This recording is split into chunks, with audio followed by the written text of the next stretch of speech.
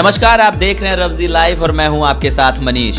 आज हम हैं बाढ़ में आज हम जिस शख्स के साथ बैठे हुए हैं, इनका नाम है आलोक कुमार, जो कि कानवा के फाउंडर हैं और वित्तीय सलाहकार के रूप में लोगों को ये जानकारियां भी देते हैं। आज हम वित्तीय सलाहकार की जानकारियां अपने दर्शकों के साथ साझा करेंगे।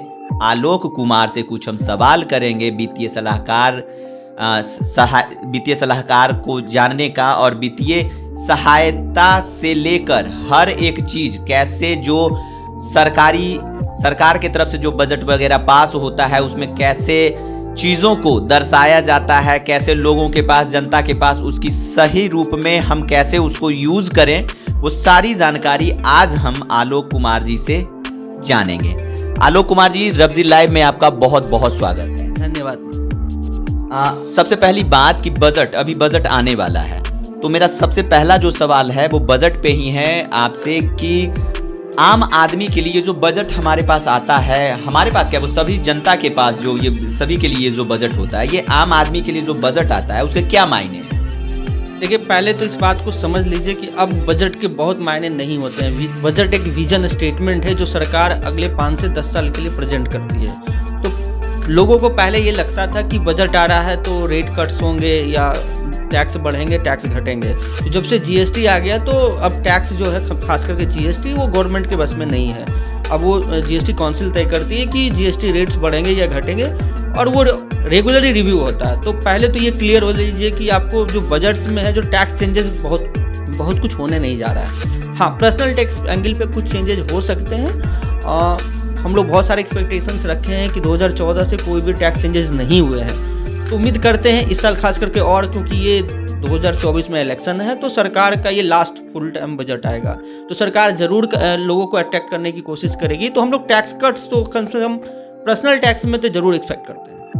नहीं, मतलब आप जैसे वित्तीय सलाहकार के रूप में भी काम करते हैं, तो एक छोटा सा, जैसे आम आदमी के लिए पेट्रोल की बात हो गई या रसोई घर की बात हो गई, तो क्या लगता है कि रसोई घर में या फिर पेट्रोल में ये सब चीज़ों में छूट मिलेगी उन्हें?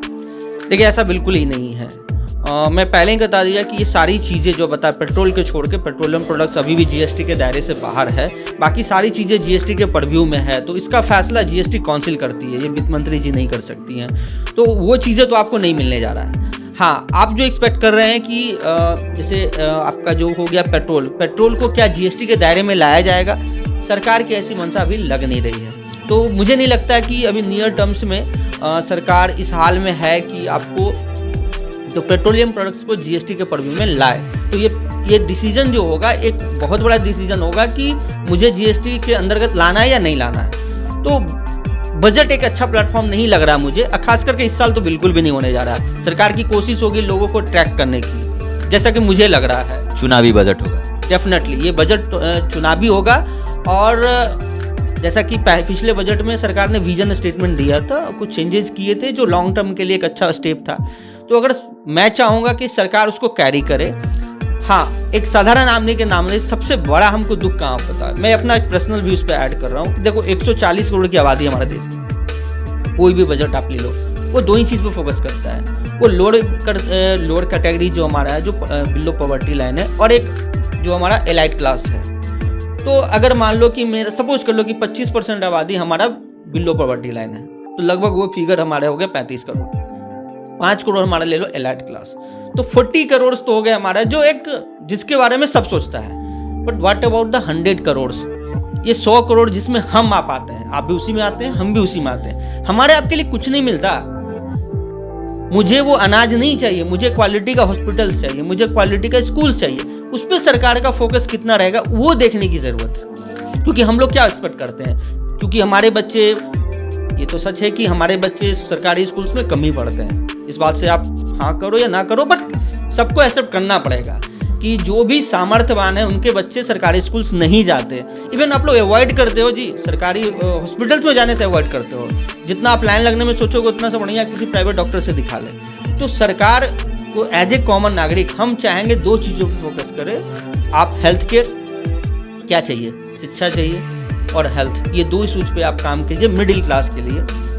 और संभव हो तो पर्सनल टैक्स कट कीजिए कि लोगों का डिस्पोजेबल इनकम बढ़े, लोगों के हाथ में ज़्यादा पैसा है।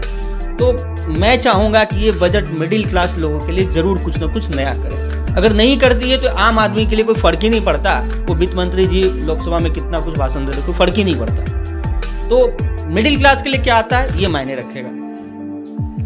एक सवाल है कि पूरे भारत में 2.5 करोड़ लोग वेतन भोगी हैं जो तनख्वाह से अपनी ज़िंदगी को गुजर बसर करते हैं। सबके पास न खेत है, न खेत से उनके पास उपज के घर में आ रहा है। 2.5 करोड़ लोग ऐसे हैं जो कि महीने में उनके पास सैलरी आती है, तनख्वाह आती है, तो उनके पास है कि मान लीजिए उनकी तनख्वाह अगर 30,000 रुपये है तो 10,000 रुपये हमें इस चीज़ में खर्चा करना है, 2,000 रुपये हमें इस चीज़ में खर्चा करना है। एक उनके पास बना हुआ है, तो उसमें जो है कि वेतन भोगी हैं तो उनको एक बजट से क्या आशा रहती है, और अगर उनके अनुरूप अगर ये बजट नहीं होता है तो इसके लिए आप वित्त मंत्री से क्या मांग करेंगे, मांग क्या करेंगे, क्या उनको सुझाव देंगे? देखिए मेरी तो एक सिंपल सा बात है कि इस पे मैं थोड़ा इससे मतलब एक अच्छा अपना विजन शेयर कर रहा हूँ। तो पहले तो चीज़ है कि 2014-15 के बाद कोई भी टैक्स रेट्स में चेंजेस नहीं हुए है ना। तो जो बेसिक एग्जम्पशन लिमिट है अभी भी 2.5 लाख है।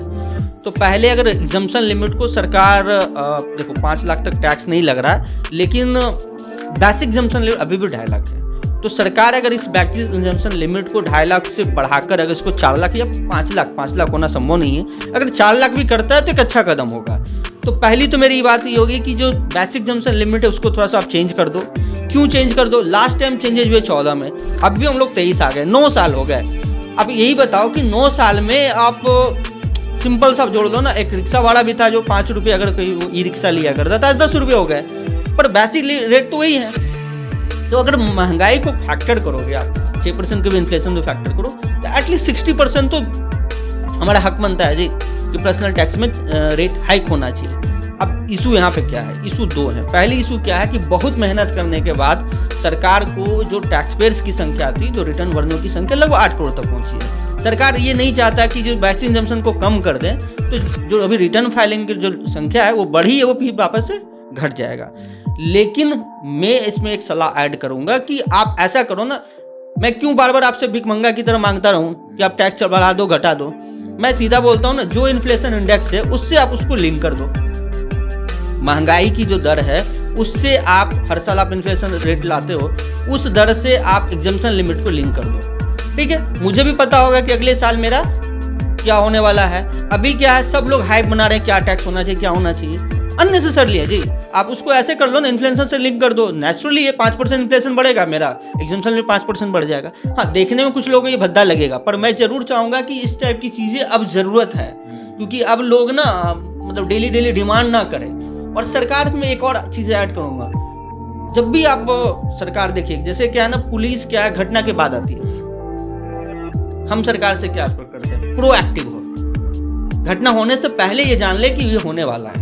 तो अभी क्या है कि अब जो भी सरकार है, हम उस पर व्यक्तिगत चर्चा नहीं करेंगे, लेकिन मैं ये उम्मीद करता हूं कि सरकार कोई भी कानून, बहुत से ऐसे कानून है जिसकी जरूरत नहीं है, वित्तीय कानून से रिलेटेड बात करो, और इतना फ्रीक्वेंट चेंजेज होता है ना, हर बजट में कुछ नए क्लाउजेस आ जाते हैं। एक साधारण आदमी के बस के बाहर है, आप क्या कर रहे हैं, सीए के मगर जाल में सबको फंसा रहे हैं।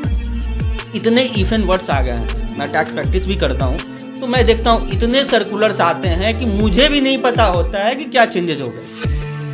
ठीक है, तो ऐसा करो ना कि एक लॉन्ग टर्म विजन बना दो। अब फ्रीक्वेंट चेंजेस नहीं होना चाहिए टैक्स रेट में, या क्लाउजेस में भी फ्रीक्वेंट चेंजेस नहीं होना चाहिए। तो मेरी एक गुजारिश होगी एज ए मतलब नॉर्मल टैक्स पेयर, हम बोलेंगे कि आप कुछ भी करो तो थोड़ा सा एक लॉन्ग टर्म विजन लेके करो, और फ्रीक्वेंट चेंजेस करने से बचिए, तो सबके हित में होगा। और एक चीज और मैं ऐड करूंगा, देखिए अभी क्या है ना, अभी 7 फॉर्म्स से सरकार कह रही है कि हम उसको 1 फॉर्म्स कर लेंगे। एक साधारण पढ़ा लिखा, मतलब अच्छा पढ़ा लिखा, मतलब डॉक्टर इंजीनियर, वो भी कैपेबल नहीं है उस आरटीआर फॉर्म को भरने के लिए। इतना ना कानून के मकड़जाल आपने बना रखा है कि साधारण आदमी के बस में नहीं है कि वो फॉर्म को भरे। तो आप कर क्या रहे हो? मतलब आप चाहते हो कि लोग परेशान होकर सीए के पास जाए और फीस भरे, ठीक है, और सीए की भी पर्सनल कैपेसिटी में सामर्थ्य, कितने लोग एंटरटेन करेगा? सारे कॉम्प्लायंसेस 2 महीने में आपको अगर मान लिया 1000 क्लाइंट से नहीं कर पाओगे, इट्स टोटली इम्पॉसिबल। तो सरकार को चाहिए चीजों को सिंप्लीफाई करे रादर देन कॉम्प्लिकेटेड ना, चीजों को भी ये कॉम्प्लिकेटेड किया जा रहा है। तो अगर मेरी निजी राय लोगे तो मैं गुजारिश करूंगा कि आप टैक्स के जो भी इशूज हैं, लोगों को टैक्स से डर नहीं लगना चाहिए, दे शुड फील हैप्पी कि मुझे टैक्स पे करना चाहिए। और एक चीज़ और, मैं टैक्स क्यों पे करूँ? अगर मैं आपसे पूछूं कि आपको टैक्स पे करना चाहिए, क्या आप जवाब दोगे? आप ही बताओ, क्यों टैक्स पे करना चाहिए? सबको कहेगा कि नहीं सरकार के ये तो भागीदारी होगी ना, टैक्स पे करना सरकार को, राज्य सरकार जितने भी सारे हैं, तो ये तो हमारी भागीदारी है। विकास में एक भागीदारी होती है भाई कि आप विकास की, आपके टैक्स से हम ये का अस्पताल बनाएंगे, हॉस्पिटल, तो ये विकास में एक भागीदारी होती है। बिल्कुल सही, आपकी बात से मैं बिल्कुल सहमत हूँ। हमारा डिफेंस पे अच्छा एक्सपेंसेस है, लेकिन रिटर्न गिफ्ट में तो मिलना चाहिए। अगर मैं टैक्स पे करता हूँ तो उसके एवज में मुझे क्या मिलता है? We don't have any proper security. आप मान लो किसी के पास पर्सनल सिक्योरिटी नहीं है, आपको अच्छे से पता है कि क्या है, हमारा हेल्थ केयर भी नहीं है, एजुकेशन भी नहीं है। तो जब सब कुछ खुद से करना है तो सरकार को टैक्स पे क्यों करूँ? ये एक लोगों में भावना है। मैं ऐसा नहीं कर रहा हूँ कि आप ऐसा करें, पर लोगों को ये जरूर लगता है कि मैं टैक्स पे क्यों करूँ, टैक्स पे करने से मुझे तो कोई फायदा मिल नहीं रहा। तो सरकार को इस ओर जो प्रेरित कर रही है सरकार को ऑनेस्ट कदम बताना चाहिए कि लोगों को मोटिवेट करना चाहिए कि टैक्स पे करो, उसको रिटर्न का कुछ ऐसा बनाना चाहिए प्लान कि अगर कोई किसी का खराब समय आ गया है ना, तो उसको सरकार मदद करे। आपने बहुत अच्छा काम किया, 5 साल बहुत अच्छा टैक्स दिया है, एक आपको बिजनेस में लॉस हो गए और मान लिया आपने करोड़ों टैक्स दिया कि आपके खराब समय में, क्या आपको लगता है सरकार मदद करने जा रही है? तो कुछ इंसेंटिव्स जरूर होने चाहिए कि लोग ज़्यादा से ज़्यादा बढ़ चढ़ के टैक्स पे करे कि जब मेरा भी समय खराब होगा तो सरकार मेरी उस ओर आएगी कि हमको हेल्प करेगी।